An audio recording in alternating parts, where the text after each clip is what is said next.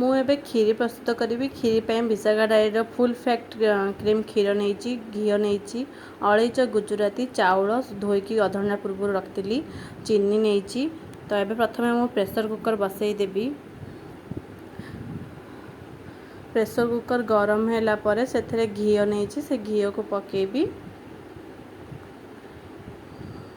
ଦେଖନ୍ତୁ ଘିଅ ପକାଇଦେବି। ଘିଅ ଗରମ ହେଇଗଲା ପରେ ତେଜପତ୍ର, ଲବଙ୍ଗ, ଅଳେଇଚ, ଏଇ ଯେଉଁ ବଘରାଟା ହେବ ନା, ରାଇସ୍ଟାକୁ ଭଲରେ ବଏଲ୍ କରିବି, ସେଥିପାଇଁ ମୁଁ କୁକର ୟୁଜ୍ କରିଛି।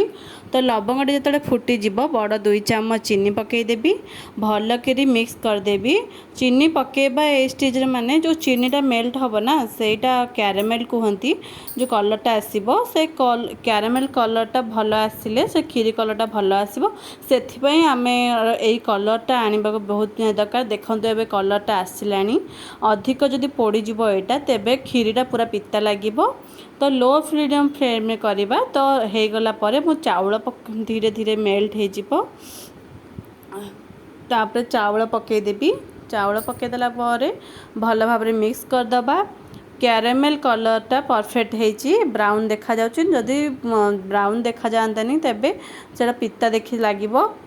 ତ ଫ୍ରାଏ କରିଦେବା ଏଥିରେ ଘିଅରେ ଭଲରେ ଚାଉଳକୁ। କେମିତି ଜାଣିବେ ଚାଉଳଟା ଭଲରେ ଫ୍ରାଏ ହେଇଯାଇଛି ଆଉ ପୁରା ଘିଅ ମିଶିଯିବ ଚାଉଳ ସହିତ, ସେତେବେଳେ ଜାଣିବେ କି ଭଲରେ ହୋଇଯାଇଛି। ତାପରେ ଫ୍ଲେମ୍କୁ ହାଇ କରିଦେବା।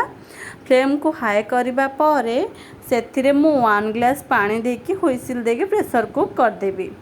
ତ ଦେଖନ୍ତୁ ଏବେ ଭଲ ଭାବରେ ହେଇଗଲାଣି, ଭଲରେ ହେଇଗଲାଣି। ଏବେ ମୁଁ ପାଣି ଆଡ଼୍ କରିଦେବି। ଦେଖନ୍ତୁ ପୁରା ଭଲରେ ବୁଦ ବୁଦ ହେଇକି କେମିତି ବାହାରୁଛି, ଫେଣ ଫେଣ ହେଇକି ବାହାରୁଛି।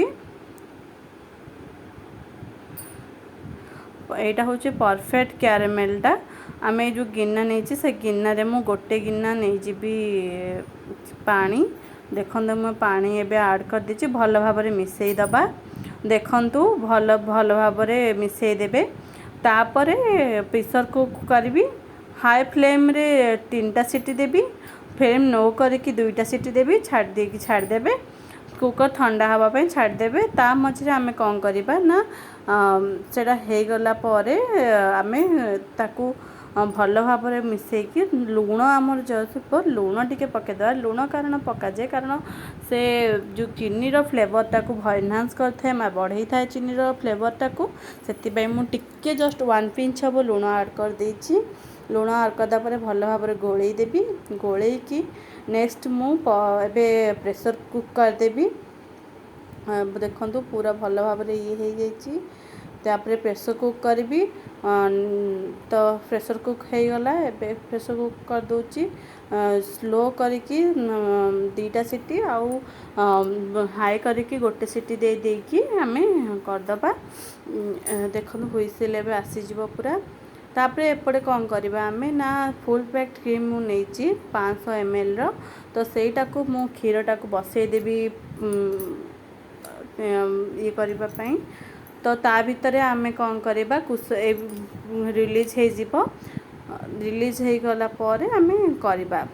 ତ ଦେଖନ୍ତୁ ପୁରା କ୍ଷୀରଟା ଭଲ ଭାବରେ ବସିଯାଇଛି। ଦେଖନ୍ତୁ ଏଥିରେ ପୁରା ଅଛି, ହୁଇସିଲ୍ ପୁରା ଅଛି। ତ ହୁଇସିଲ୍ ବାହାରିବା ପର୍ଯ୍ୟନ୍ତ ଆମେ ୱେଟ୍ କରିବା। ତ ହୁଇସିଲ୍ ବାହାର କରିସାରିଲା ପରେ ଏବେ ଦେଖନ୍ତୁ ଚାଉଳ ପକାଇ ଦେଇଛି। ଚାଉଳ ପକାଇକି କ୍ଷୀରିଟାର କଲର୍ଟା ଦେଖନ୍ତୁ କେତେ ବଢ଼ିଆ ଆସୁଛି। କ୍ଷୀରିଟା ଯେତେ ପର୍ଯ୍ୟନ୍ତ ଗାଢ଼ ହେଇନି ସେ ପର୍ଯ୍ୟନ୍ତ ଆମେ 20-25 ମିନିଟ୍ କରିବାକୁ ପଡ଼ିବ। ତାପରେ ଦେଖନ୍ତୁ ମୁଁ ଏପଟେ ପନିର ପାଇଁ ପିଆଜ, ପନିର ସବୁ କାଟିକି ରଖିଦେଇଛି।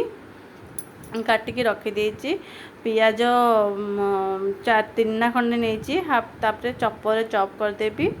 ଏବେ ଦେଖନ୍ତୁ ସେଇଠି କ୍ଷୀରି ବସିଯାଇଛି ଆମର। କ୍ଷୀର ଟିକେ ଗାଢ଼ ହେଇଗଲାଣି। ଆମର ଏ ଚାଉଳଟା ମଧ୍ୟ ସିଝି ଯାଇଛି। ତ କ୍ଷୀର ଆଉ ଚାଉଳକୁ ଭଲ ଭାବରେ ମିଶାଇବାକୁ ଛାଡ଼ିଦେବା। ତ ମୁଁ ସେଇ ହିସାବରେ ମୁଁ ଆପଣଙ୍କୁ ଦେଖାଉଛି।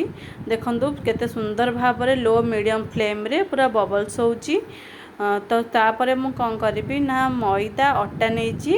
मैदा अटा नहीं कि पूरी बनैबी मु जितेबाला भी पूरी बनाए तो 30% निए मैदा 70% निए अटा अटा करने द्वारा भल लगे और पूरी भल फुले आपण चाहिए इनो भी यूज करें मु इनो यूज करनी मत से मु निजे खावाई बनाऊँ तो इनो यूज करिया से दरकार नहीं आपण मैंने चाहिए बन इनो टिके 1 पिंच हम इनो ऐड करें इनो ऐड कले गैस फ्लेवर गैस मत हुए मु से बदल लुण पकई आउ जुआणी पकई तो लुण जुआणी पकेले तार भल फ्लेवर आसे जुआणी टिके क्रश करके आपण पकईदेवे तो देखो मु पकई दीची ये तापर आपण कौन करेंगे ना अटा को भल भाव में दलीदेवे टिके नरम करके अटा दलिबे से तेल मु पकई हाफ टेबल स्पून हम तेल पकई बेसी खासा देले पांपड़ परी हो भल लगे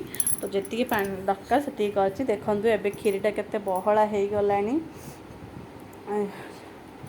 केबेटी एटा घोड़े की कुक करें जदि खोला करके यहाँ को 20 मिनट पर देखूँ पूरा चेंज हो जाए पनीर मु छाणीदेवी पनीर छाणीबाई कड़े बसई देची तेल पकई देची तो से पनीर पकईकी मु भल भाव में फ्राए कर दिए मत कंचा पनीर भल लगे कई जन कंचा पनीर करती तरकारी मत टी बेसी भल लगे तो से मुझे करे तो हो ठीक अच्छे आपण देखु